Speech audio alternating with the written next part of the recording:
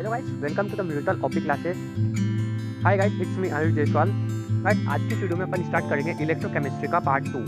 इससे पहले वाली वीडियो में मैंने आपको इलेक्ट्रोकेमिस्ट्री के basic principles, redox reactions, cells और इलेक्ट्रोड पोटेंशियल ये सब चीज़ मैंने आपको करवा दिया था। और standard hydrogen electrode, it's very important question for our examination, 5 marks में वो आ सकता है। मैंने आपको अच्छे से बताया था कैसे लिखना है, किस तरीके से अपने को शो करना है। अब गाइस, आज अपन इस वीडियो में पढ़ेंगे nurse equation and Gibbs free energy का रिलेशन अपन पढ़ेंगे इसमें। और उसके बाद नेक्स्ट जो टॉपिक है अपना, डेट इज कंडक्टेंस। कंडक्टेंस पढ़ने से पहले अपन उसके सारे टर्म्स पढ़ लेंगे। और फिर गाइस, अगर टाइम बचा तो अपन कोलरेट लो कर लेंगे, नहीं तो फिर नेक्स्ट वीडियो में मैं उसको अपलोड कर दूंगा। So guys, without wasting time अब अपन स्टार्ट करते हैं इलेक्ट्रोकेमिस्ट्री का पार्ट 2।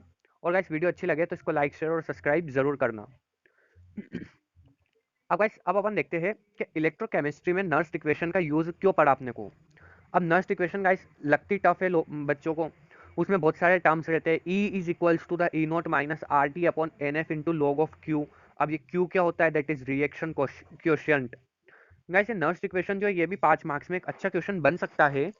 5 मार्क्स में ये भी एक अच्छा क्वेश्चन बन सकता है। तो इसको अपने को किस तरीके से सॉल्व करना है ये भी आप अपन देखते हैं। तो अपना टॉपिक सबसे पहले क्या बनाते हैं अपन? Nernst equation. Nernst equation. अब गाइस, एक्चुअल में आपको पहले इसका फॉर्म बता देता हूँ कि ये दिखती कैसी है।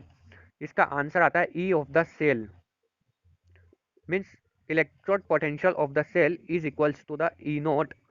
अब ई नोट क्या बताया था मैंने आपको? ई नोट होता है स्टैंडर्ड इलेक्ट्रोड पोटेंशियल। हर इलेक्ट्रोड के लिए अपना अपना स्टैंडर्ड इलेक्ट्रोड पोटेंशियल रहता है। यहाँ पर उसी की बात की जा रही है। तो गाइस, अब E is equal to E note minus R T upon N F into log of Q. अब ये क्यू क्या होता है? ये होता है रिएक्शन कोशिएंट। क्यू क्या होता है अपना? Reaction quotient. अब Q जो है वो रिएक्शन क्वोशिएंट है। और इसका जो फॉर्मूला होता है which is equals to the product upon reactant. Product upon reactant ये अपना फॉर्मूला होता है। जैसे कि ये ए एक रिएक्टेंट है, ए प्लस बी ये दोनों क्या है? रिएक्टेंट है। और इससे सी बन रहा है, तो ये क्या है अपना? ये प्रोडक्ट है। तो आई होप गाइस प्रोडक्ट और रिएक्टेंट्स आपको आते होंगे। ये इस तरीके का अपने को फॉर्म दिखेगा। और एक्चुअल इसका जो फॉर्म आता है E is equal to E note minus 0.059 upon N into log of 1 upon M N plus. ये इस तरीके का कुछ फॉर्म अपने को लाना रहेगा। तो गाइस, ये मैंने आपको पहले स्टार्टिंग बता दी है कि अपने को किस तरीके से आंसर आएगा इसका, और अपन कैसे इसका ये आंसर लेके आएंगे। So guys, stay tuned with me, मैं आपको बिल्कुल अच्छे से समझाऊंगा। यहाँ पर अपने को एक रिएक्शन अज्यूम करना पड़ेगा। जैसे कि एक एम मेटल है, वो एन इलेक्ट्रॉन्स एक्सेप्ट करके एम एन प्लस आयन से, जो कि एन इलेक्ट्रॉन्स एक्सेप्ट करके एम मेटल में जाएगा। देखते हैं गाइस अपन इसको किस तरीके से सोल्व करना है। नर्स इक्वेशन के डेरिवेशन के लिए अपने को एक रिएक्शन अज्यूम करनी पड़ेगी। रिएक्शन कैसी? सपोज कीजिए कि एम एन प्लस एक आयन है, किसी मेटल के आयन है एम एन प्लस। अब यहाँ पर वो एन इलेक्ट्रॉन्स एक्सेप्ट कर रहा है। कितने? एन इलेक्ट्रॉन्स एक्सेप्ट करके मेटल एम में जा रहा है। ठीक, मेटल एम में जा रहा है। एन प्लस आयन, किसी मेटल का एन प्लस आयन जो है वो एन इलेक्ट्रॉन्स एक्सेप्ट करके मेटल एम में जा रहा है। तो ये है अपनी रिएक्शन, ये अपने को अज्यूम करना है। अब इस रिएक्शन के लिए अपन नस्ट इक्वेशन कैसे लिखेंगे? E of the cell, electrode potential of cell is equals to the E nought. E note क्या है? इस मेटल का स्टैंडर्ड इलेक्ट्रोड पोटेंशियल। इस मेटल का स्टैंडर्ड इलेक्ट्रोड पोटेंशियल है E nought. E note minus R T upon N F. अभी guys, मैं R T upon N F ये इनके हर एक टर्म्स का बताऊंगा कि ये क्या है और क्या टेम्परेचर रखना पड़ेगा अपने को। R T upon N F into log of, sorry, into L N Q, into L N Q. Q क्या है अपना? Reaction quotient. सो गाइस, ये क्यू का अब अपन यहाँ डेरिवेशन करते हैं। क्यू क्या है अपना? Reaction quotient. रिएक्शन क्वोशिएंट कैसे फाइंड करेंगे इसको? The concentration of product upon concentration of reactant, ये इसका फॉर्मूला होता है। क्या फॉर्मूला होता है रिएक्शन क्वेश्चन का? Concentration of product upon concentration of reactant. अब यहाँ से अपने को प्रोडक्ट क्या दिख रहा है, एम, और एम एन प्लस वन क्या है अपना, यहाँ पर रिएक्टेंट है। तो ई ऑफ सेल क्या है अपना, E note minus R T upon N F into L N, concentration of product, product का क्या है M upon M N plus concentration. यहाँ तक गाइस आया आपको समझ में? अब नेक्स्ट क्या करना है अपने को, ये एल को लॉग में कन्वर्ट करना है। जब अपन एल को नेचुरल लॉग बेस 10 में कन्वर्ट करेंगे तो अपने पास एक 2.303 फैक्टर आता है। जैसे कि ये एल एन एक्स को अपने को कन्वर्ट करना है लॉग बेस 10 ऑफ एक्स में, तो इसके लिए यहाँ पर मल्टीप्लाई करना पड़ेगा 2.303, ये एक नंबर आता है। तो यहाँ से अपना ई ऑफ सेल क्या आ जाएगा, E note minus 2.303 into R T upon N F into log concentration of product upon concentration of reactant, ये चीज आई। अब गाइस यहाँ पे यहाँ आर टी क्या है, एन एफ क्या है, ये सब चीज मैं आपको अभी बताता हूँ इसमें ही।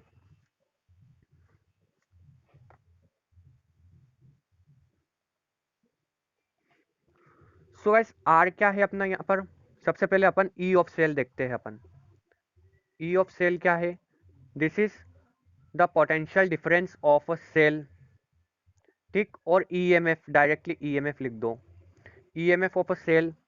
ई नोट क्या है, standard electrode potential, standard electrode potential.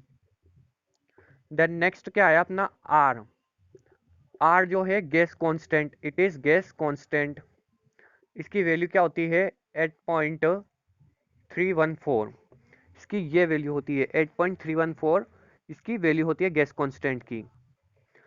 यहाँ पर आर गैस कांस्टेंट और टी क्या है, T is a temperature, T is a temperature, and N क्या है, नंबर ऑफ इलेक्ट्रॉन्स गेन्ड, कि कितने इलेक्ट्रॉन्स आए या गए, ये दोनों चीज आ जाएगी, बट यहाँ पर अभी अपना नंबर ऑफ इलेक्ट्रॉन कितना गेन करा वो चीज आ रही है। और एफ क्या है अपना, फैराडेज कांस्टेंट, इसकी वैल्यू क्या होती है 96500, इसकी ये वैल्यू होती है।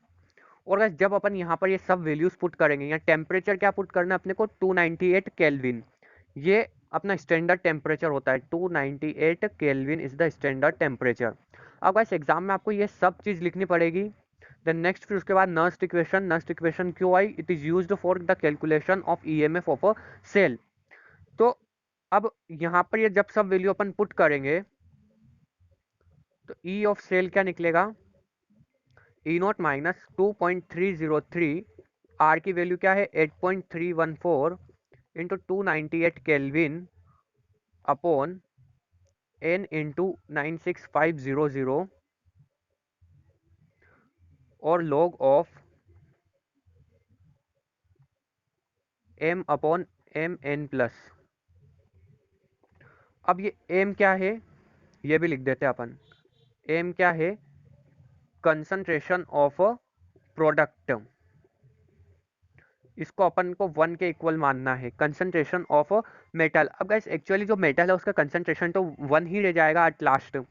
और एम एन प्लस वन क्या है, it is the concentration of reactant. जब गाइस अपन इसको सोल्व करेंगे तो अपने पास डायरेक्टली आंसर अपने को याद रखना है, दैट इज 0.059। क्या आंसर है 0.059। तो ई ऑफ सेल क्या है अपना, E not minus 0.059 upon N into log of 1 upon concentration of M N plus. So guys ये है अपना Nernst equation. I hope guys आपको ये चीज़ अच्छे से समझ में ही होगी। सो ये है नर्स्ट इक्वेशन का डेरिवेशन। आई होप गाइस ये चीज़ आपको अच्छे से समझ में आई होगी। नर्स्ट इक्वेशन का डेरिवेशन किस तरीके से मैंने करा, एग्जाम्स में भी आपको सेम इसी तरीके से करना है। एक रिएक्शन लेनी है, एक सॉरी हाँ एक रिएक्शन लेनी है आपको, जो कि Mn plus metal, Mn plus ion n electron accept करके मेटल M में जा रहे हैं। वहाँ पर कंसंट्रेशन ऑफ प्रोडक्ट क्या रह जाएगा, 1 रह जाएगा, और उसके बाद Mn प्लस 1 नीचे लॉग में रहेगा अपने पास। और सॉरी, और नेक्स्ट जो है फिर उसके बाद अपने को Ln को जो है वो लॉग नेचुरल बेस 10 में कन्वर्ट करने के लिए 2.303 फैक्टर से मल्टीप्लाई करना है। और फिर उसके बाद ये सारी चीज लिखने के इसमें क्या क्या है, ये सब E क्या है, E नोट क्या है, R क्या है, T क्या है, N क्या है, F क्या है, कंसंट्रेशन ऑफ M क्या है, कंसंट्रेशन ऑफ Mn प्लस क्या है, ये सब चीज अपने को बता के और वैल्यू पुट करके ये आंसर लाना है। क्या आंसर आएगा, E is equal to E note minus R T upon N F, sorry 0.059 upon N into log of 1 upon M N plus. तो गाइस ये अपने को एग्जाम में यहाँ तक सोल्व करना है। अब गाइस अपने एग्जाम्स में क्या है कि अपने एग्जाम्स में ये मतलब इसके कोई न्यूमेरिकल्स नहीं आते हैं, इस वजह से मैं आपको अभी न्यूमेरिकल्स नहीं करा रहा हूँ यहाँ पर। अपना टारगेट सिर्फ 2021 एग्जाम्स में अच्छे मार्क्स लाना है। कैसे लाए वही चीज़ मैं आपको बता रहा हूँ यहाँ पर, कि इस तरीके से अपने को सॉल्व करना है ये सब चीज़। आई होप गाइस आपको अच्छे समझ में आया होगा। अब अपन नेक्स्ट चलते हैं, कुछ कंसंट्रेशन टर्म्स रहते हैं। और हाँ गाइस, एक इसका जो रिलेशन रहता है, जो कि delta G is equal to minus N E F आता है। क्या, delta G is equals to minus N E F. F क्या है, Faraday's constant, N is number of electrons and E is a potential of a cell. यहाँ पर ई जो है ये वाला ई है। और delta G is equal to minus N E F, ये चीज कहाँ से आई, जब अपन वो फाइंड करते हैं ना वर्क डन बाय बैटरी। एक मिनट गाइस मैं आपको ये बता ही देता हूँ, छोटा सा टॉपिक है, बिल्कुल बिल्कुल छोटा सा टॉपिक है ये, देखना आप। वर्क डन बाय सेल किस तरीके से निकालते हैं अपन, EMF of a cell, sorry work done कैसे निकालते हैं अपन। So work done by a cell क्या होता है अपना, EMF into current, sorry charges flow through a conductor, flow through a conductor. तो work done by a cell क्या होता है अपना, ईएमएफ क्या है, ई ऑफ सेल, और ई ऑफ सेल तो हो गया। अब चार्ज फ्लो, चार्ज किस तरीके से फ्लो होगा, 1 फेराड चार्ज रहता है अपने पास। चार्ज कितना होगा, एन एफ, एन एफ अपने पास क्या रहेगा, charge N into F. Charge flow करेगा काई में, इलेक्ट्रोलाइट्स में। तो work done by a cell क्या आया अपने पास, एन ई एफ, ये आया। अब डेल्टा जी क्या होता है, वो होता है गिब्स फ्री एनर्जी। गाइस इसके लिए अपने को 11th में जाना पड़ेगा, थर्मोडाइनमिक्स। जिसने थर्मोडाइनमिक्स अच्छे से पढ़ रखा उसको ये सब चीज अच्छे से समझ में आ रही होगी, कि work done by a cell जो होता है is negative times of delta G. Negative times of delta G means delta G क्या है, गिब्स फ्री एनर्जी का नेगेटिव टाइम्स रहता है। जब वर्क डन जो है इसकी जगह में माइनस डेल्टा जी लिख सकता हूँ, तो minus delta G is equals to N E F, और delta G is equals to minus N E of cell into F. तो ये एक छोटा सा डेरिवेशन है, ये एग्जाम में भी एक मार्क्स में आपको पूछने के लिए आ सकता है। सो ये आपको ध्यान रखना है कि delta G is equal to minus N E F, Gibbs free energy का रिलेशन क्या होता है ये आपको इससे पता चलेगा। अब गाइस नेक्स्ट अपने कुछ टर्म्स पढ़ेंगे अपन कंडक्टेंस के लिए। कंडक्टेंस पढ़ने से पहले उसके कुछ टर्म्स पढ़ने पड़ेंगे अपने को, कंडक्टर्स क्या होता है, इलेक्ट्रोलाइट्स क्या होता है, ये सारी चीज अपन अभी देखेंगे। छोटे छोटे से टर्म्स है, आप एक बार में सीख जाएंगे इन सबको। सो गाइस अब अपने को पढ़ना है, that is conductance of electrolytic solution. अब उसका इलेक्ट्रोलाइटिक सॉल्यूशन का कंडक्टेंस फाइंड करने के लिए अपने को कुछ बेसिक टर्म्स याद होने चाहिए। उन टर्म्स को अपन थ्रूली रिवाइज करते हैं कि वो टर्म्स क्या क्या होते हैं। क्योंकि गाइस ये एक रिवीजन सीरीज है, तो मैं आपको यहाँ पर जल्दी जल्दी रिवीजन करवा रहा हूँ। तो सबसे पहले अपन देखते हैं, सबसे पहला टर्म्स आता है दैट इज कंडक्टर्स। अब कंडक्टर्स क्या होते हैं, जिसमें अपना इलेक्ट्रिसिटी फ्लो हो, अपना इलेक्ट्रॉन आयंस फ्लो हो, जिस वजह से अपने को इलेक्ट्रिसिटी मिले। तो कंडक्टर्स कितने टाइप्स के होते हैं, ये होते हैं अपने पास 3 टाइप्स के। क्या क्या होते हैं, that is metallic, metallic conductors. Then next है अपने पास non metallic conductors, then next होते हैं सेमीकंडक्टर्स। सेमीकंडक्टर्स मेटेलिक कंडक्टर्स में क्या क्या आते हैं अपने पास, that is silver, silver, copper, aluminium, gold, ये सब चीज़ मेटेलिक कंडक्टर्स है। इन मेटेलिक कंडक्टर्स में क्या होता है, इलेक्ट्रॉन्स फ्लो होते हैं, उस वजह से इलेक्ट्रिसिटी फ्लो होती है।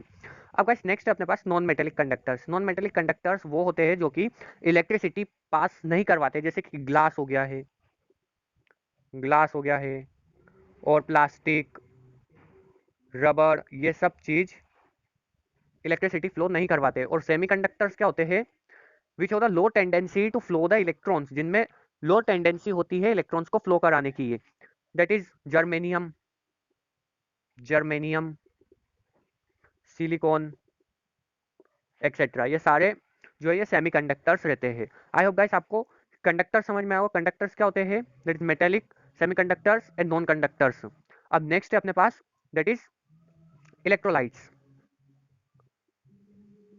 इलेक्ट्रोलाइट्स जैसे कि अपन ने इसमें पढ़ा था कंडक्टर्स में कि इलेक्ट्रॉन फ्लो होते हैं, उस वजह से इलेक्ट्रिसिटी फ्लो होती है। अब इलेक्ट्रोलाइट्स में क्या देखना है अपने को कि इलेक्ट्रोलाइट्स में आयन्स फ्लो होंगे, उस वजह से इलेक्ट्रिसिटी फ्लो होगी अपनी। और मेनली अपन क्या पढ़ रहे हैं, इलेक्ट्रोकेमिस्ट्री, यहाँ पर केमिकल से कंसंट्रेशन टर्म से। तो ये जो है इलेक्ट्रोलाइट्स मतलब एक लिक्विड रहेगा, उसमें इलेक्ट्रोड को डिप्ड करके रखेंगे, तभी तो वो आयन्स इधर से उधर एक्सचेंज होंगे। जितना इजीली एक्सचेंज होगा आयन, उतनी ही आसानी से अपनी इलेक्ट्रिसिटी प्रोड्यूस होगी। अपना मेन मकसद क्या है कि इलेक्ट्रिसिटी अच्छे से अच्छी प्रोड्यूस करवाना। तो उसके लिए इलेक्ट्रोलाइट्स जो है, इलेक्ट्रोलाइट्स दो टाइप के रहते हैं, that is weak electrolytes and strong electrolytes. Strong electrolytes, electrolyte and weak electrolyte, weak electrolyte. अब यहाँ पे क्या आ जाएगा, यहाँ पर सारे एसिड, साल्ट, ये सब चीज यहाँ पर आ जाएगी, सारे एसिड्स, साल्ट्स, ये क्या होते हैं, ये होते हैं स्ट्रॉन्ग इलेक्ट्रोलाइट्स। अब वीक इलेक्ट्रोलाइट्स क्या हो जाएगा अपने पास, that is, so guys weak electrolytes क्या होता है अपने पास, वीक इलेक्ट्रोलाइट्स में आते हैं NH4OH और CH3COOH। अब ये भी एसिड है, यहाँ पर भी एसिड आ रहा है, मीन्स अब इलेक्ट्रोलाइट्स का मतलब क्या होता है, स्ट्रॉन्ग इलेक्ट्रोलाइट्स उन्हें कहते हैं जिसमें 100% डिसोसिएशन हो जाता है, मतलब सारे आयंस टूट जाते हैं। अब जैसे कि NaCl है, Na+Cl- सब बिखर जाएंगे पानी में डालते ही, तो उनका डिग्री ऑफ डिसोसिएशन हाई रहता है, और यहाँ पर डिग्री ऑफ डिसोसिएशन लो रहता है। तो यही डिफरेंस है यहाँ पर कि किस बेसिस पे अपन ने डिफाइन करा है। स्ट्रॉन्ग किनको कहेंगे, जिसमें high high elect high ionization, high sorry high dissociation energy हो। और वीक किसको कहेंगे अपन, जिसमें लो डिसोसिएशन एनर्जी हो। उसी उसी बेसिस पे अपन ने इस इलेक्ट्रोलाइट्स को डिफाइन करा है। अब यहाँ पर बेसेस भी आ सकते हैं, स्ट्रॉन्ग बेसेस सारे, स्ट्रॉन्ग बेसेस सारे आ सकते हैं, acids HCl, salt NaCl, bases, strong bases, ये सब चीज़ यहाँ पर स्ट्रॉन्ग में आएगी। और वीक इलेक्ट्रोलाइट्स मीन जैसे NH4OH क्या है, ये है वीक बेस, और ये क्या है, वीक एसिड। तो इस बेसिस पे अपन ने इलेक्ट्रोलाइट्स को डिवाइड किया है। अब गाइस नेक्स्ट जो है वो आता है अपना रेसिस्टेंस के। रेसिस्टेंस क्या होता है, अब जैसे गाइस इलेक्ट्रिसिटी फ्लो होती है अपनी किसी एक कंडक्टर में, तो रेसिस्टेंस क्या है, एक ऑफर्ड, रेसिस्टेंस इज ऑफर्ड, मतलब ये क्या होता है रेसिस्टेंस, ये करंट के फ्लो होने में बाधा उत्पन्न करने वाले को ही अपन रेसिस्टेंस कहते हैं। आया गाइस समझ में, जब लेंथ बड़ी होती है, R is equals to, resistance क्या होता है, R is equals to rho L/A, ये अपना रेसिस्टेंस का फॉर्मूला रहता है। तो गाइस रेसिस्टेंस पढ़े अपन, उससे पहले अपने को ओम्स लॉ आना चाहिए। ओम्स लॉ मैंने आपको फिजिक्स में अच्छे से करवा रखा है कि ओम्स लॉ किसे कहते हैं अपन। सो गाइस अब अपन देखते हैं ओम्स लॉ। ओम्स लॉ क्या होता है, V is equals to the IR।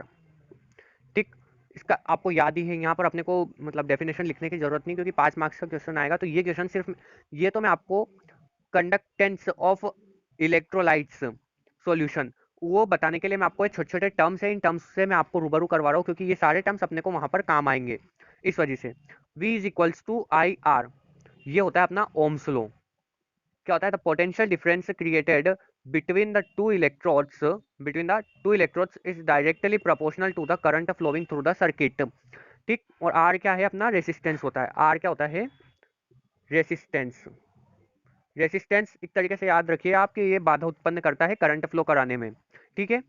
अब नेक्स्ट आर का जो फॉर्मूला होता है अपने पास actual, R is equals to rho L by A. Resistance किस किस चीज पर डिपेंड करेगा, direct R is directly proportional to length and R is inversely proportional to area. So guys अपन किसी भी कंडक्टर का लेंथ बढ़ाएंगे तो लेंथ बढ़ने से रेसिस्टेंस बढ़ेगा और एरिया बढ़ाने से रेसिस्टेंस घटेगा। और ये रो जो क्या होता है, ये रो होता है रेसिस्टिविटी, यही होती है अपनी रेसिस्टिविटी। रो इसको क्या बोलेंगे अपन, आर एच ओ, रो। ये क्या होता है, रेसिस्टिविटी। रेसिस्टिविटी। तो रो का क्या फॉर्मूला होता है अपना, rho is equals to the A by L into R. इसकी डायमेंशंस क्या होंगे, centimetre square upon centimetre into ohm. Centimetre से सेंटीमीटर कैंसिल, तो रो का क्या हो गया अपने पास, ओम सेंटीमीटर। ये होता है रेसिस्टिविटी की यूनिट्स। रेसिस्टिविटी होता है, क्या होता है resistivity, rho is equals to the A by L into R. अब यहाँ पर अपन पढ़ेंगे कंडक्टेंस। गाइस यहाँ पर अपने को सबसे अब फाइंड क्या करना था अपने को, कंडक्टेंस ऑफ इलेक्ट्रोलाइटिक सॉल्यूशंस। तो कंडक्टेंस होता क्या है एक्चुअली, ये चीज अब अपन देखेंगे। ये रेसिस्टिविटी का पूरा इनवर्स होता है। कंडक्टेंस को अपन चाहे तो सिग्मा से भी डिनोट कर सकते हैं या फिर जी से भी डिनोट कर सकते हैं।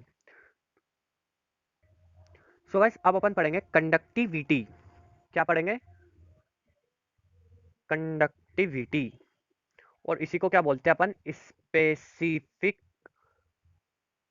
कंडक्टेंस। जैसे कि रेसिस्टिविटी होता, रेसिस्टिविटी क्या होता, रो। ऐसे ही कंडक्टिविटी क्या है अपना यहाँ पर, कापा। इसको काय से डिनोट करेंगे अपन, कापा से। अब गाइस ये तो ग्रीक वर्ड्स है, तो इनका जो नाम है वो नाम अपने को ध्यान रखना पड़ेगा, दैट इज कापा और दैट इज रो। रेसिस्टिविटी को क्या बोलते हैं अपन, स्पेसिफिक रेसिस्टेंस। रेसिस्टेंस। तो अपना रो का क्या आया था answer, R is equal to rho L by A. तो रो का क्या फॉर्मूला बना था अपना, R into A by L. अब मैं क्या कह रहा हूं कि जो कंडक्टिविटी है, कंडक्टिविटी क्या होता है, it is a reciprocal of resistivity. तो कापा क्या हो जाएगा, kappa is equals to 1 upon rho. जब अपन इसको लिखेंगे तो ये क्या हो जाएगा, R into L by A. तो कापा का क्या फॉर्मूला बना अपना, R into L by A. ये अपना क्या निकल गया, स्पेसिफिक कंडक्टेंस या कंडक्टिविटी जिसको हम बोलते हैं। इसी से अपन फाइंड करेंगे कि किसी भी इलेक्ट्रोलाइट्स का कंडक्टेंस कितना है ना गाइस। तो जितना ज्यादा कंडक्टेंस होगा उतना अच्छा इलेक्ट्रिसिटी वो प्रोड्यूस कर सकता है, इसका मतलब। तो डेट इज कापा का फॉर्मूला ये अपने को यहाँ से मिला। अब कापा की यूनिट्स क्या होगी, ये यूनिट्स अपन देखते हैं। सॉरी ये यहाँ आर इनवर्स में आएगा ना, यहाँ रो है ना, तो इसको आर इंटू, ये आर नीचे की तरफ रहेगा, ये आर जो है ये नीचे की तरफ रहेगा। अब इसकी जब अपन यूनिट निकालेंगे तो ऊपर क्या है, only centimetre upon ohm into A क्या है, सेंटीमीटर स्क्वायर। सेंटीमीटर से सेंटीमीटर कैंसिल, तो ये क्या आ गया, ओम इनवर्स और सेंटीमीटर इनवर्स। अब गाइस ओम इनवर्स को अपन क्या बोलते हैं, मोह। मोह इस तरीके से बोलेंगे अपन इसको, उल्टा ओम बना दो, डेट इज मोह। उल्टा ओम मतलब इनवर्स वाला, तो कापा की यूनिट्स क्या होगी,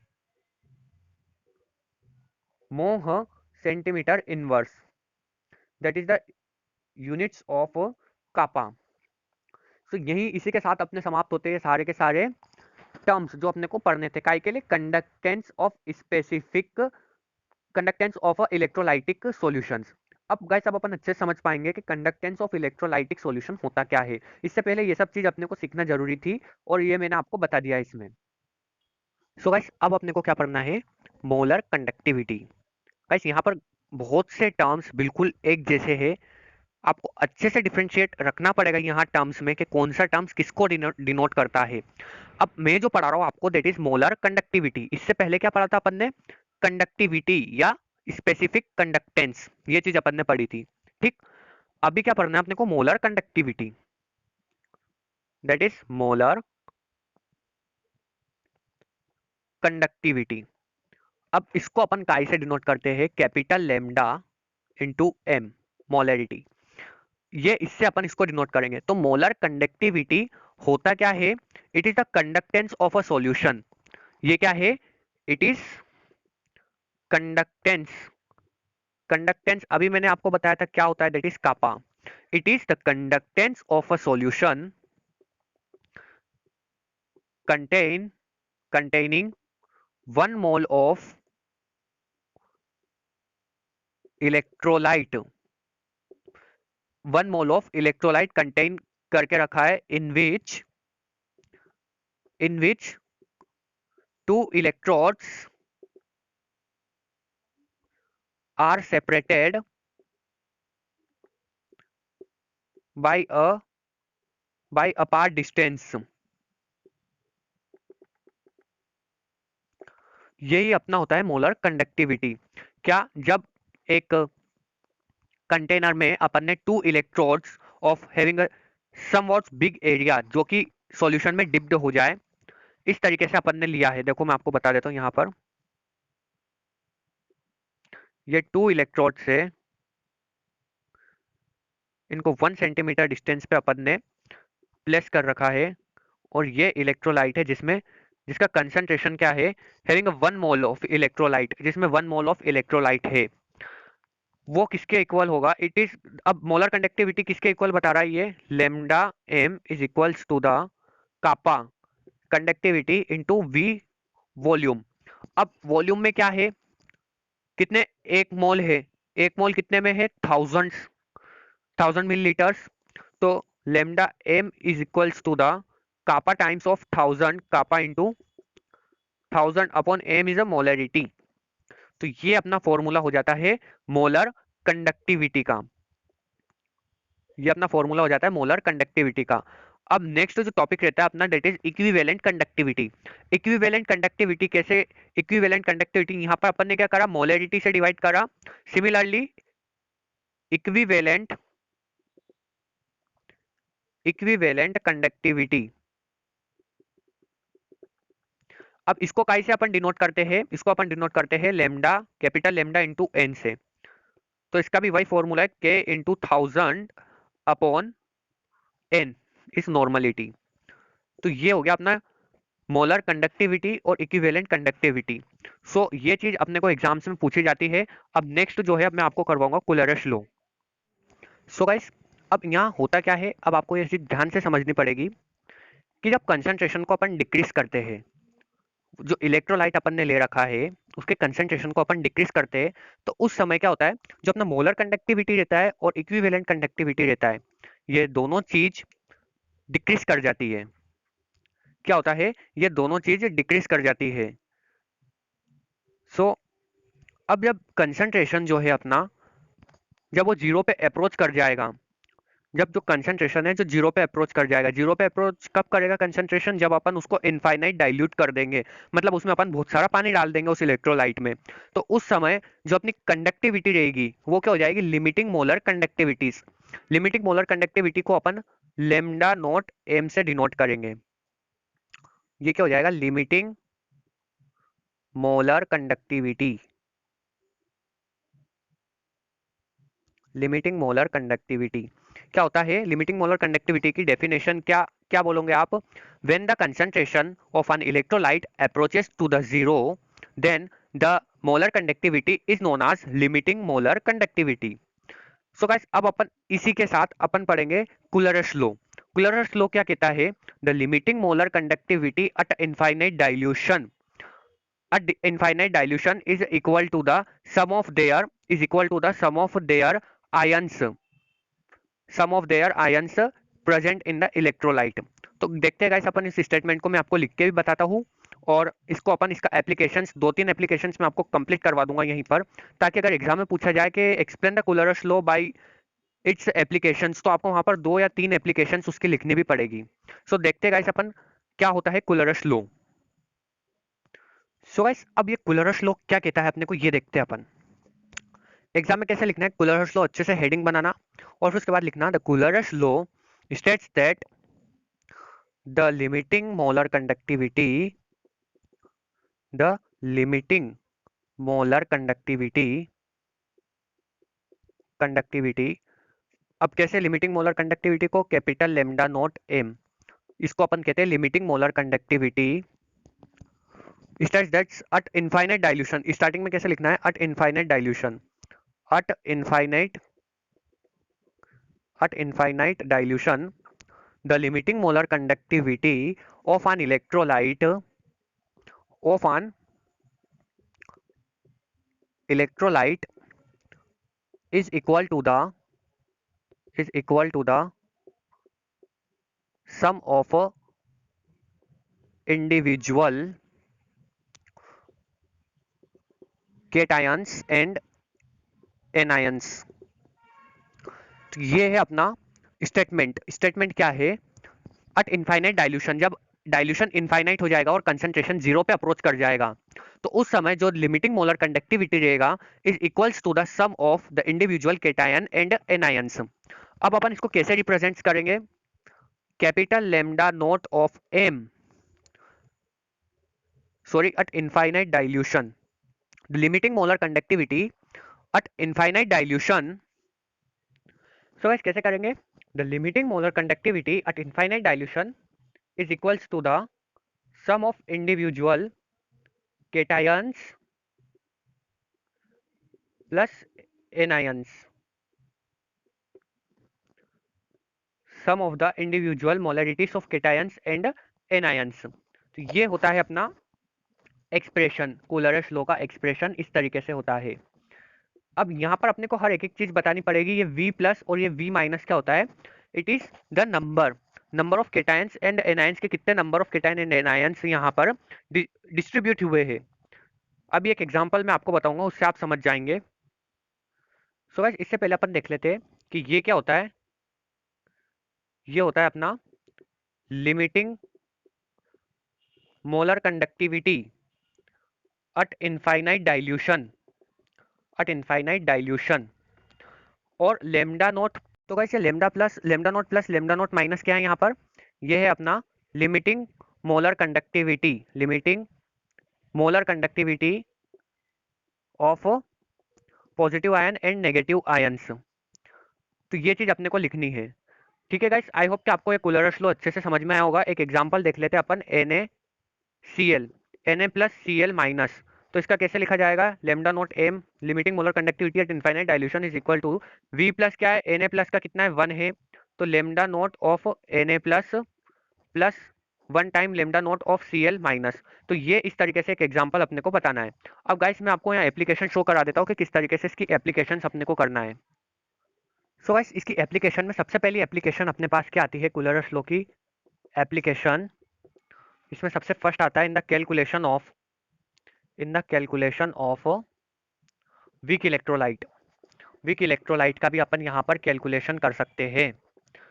जैसे कि अब अपने को ये फाइंड करना है limiting molar conductivity at infinite dilution of CH3COOH। तो इसको भी अपन सोल्व कर, CH3COOH वीक इलेक्ट्रोलाइट है, तो इसके लिए कैसे फाइंड होगा? Limiting molar conductivity is equals to the lambda times of CH3COO minus plus lambda of H plus. इस तरीके से इसके लिए फाइंड हो जाएगा। देन नेक्स्ट है, सो वैसे दो एप्लीकेशन और देख लेते हैं। Degree of ionization for weak electrolyte के लिए डिग्री ऑफ आयोनाइजेशन कैसे फाइंड करते हैं अपन? वीक इलेक्ट्रोलाइट के लिए alpha is equals to the lambda at C any concentration पे limiting molar conductivity at any concentration upon limiting molar conductivity at infinite dilution, ये इसका फॉर्मूला होता है। एंड देन नेक्स्ट है सोल्युबिलिटी किस तरीके से फाइंड करेंगे अपन? अपने को पता है कापा का सॉरी, अपने पास लेमडा नोट एम का फॉर्मूला क्या होता है? Kappa into V which is equal to kappa into 1000 upon molarity. अब मोलरिटी जो है वो सोल्युबिलिटी के इक्वल है, तो के इंटू 1000 अपॉन एस, ये अपना सोल्युबिलिटी का फॉर्मूला निकल जाता है। सो आई होप गाइस आपको ये वीडियो अच्छी लगी होगी। इसमें मैंने आपको सारे क्वेश्चंस करा दिए हैं। इसमें से इंपॉर्टेंट क्वेश्चंस क्या क्या है अपने पास? दैट इज सबसे पहला SHE standard hydrogen electrode, next Nernst equation, and then next है कूलरस लॉ और उसकी एप्लीकेशंस। तो ये 3 क्वेश्चन जो है ये आप अच्छे से कर लेना, और यही इनमें से एक ना एक क्वेश्चन 5 मार्क्स में आपका आ जाएगा। So thank you so much guys for watching the video. अगर वीडियो अच्छी लगे तो इसको लाइक शेयर और सब्सक्राइब जरूर करना।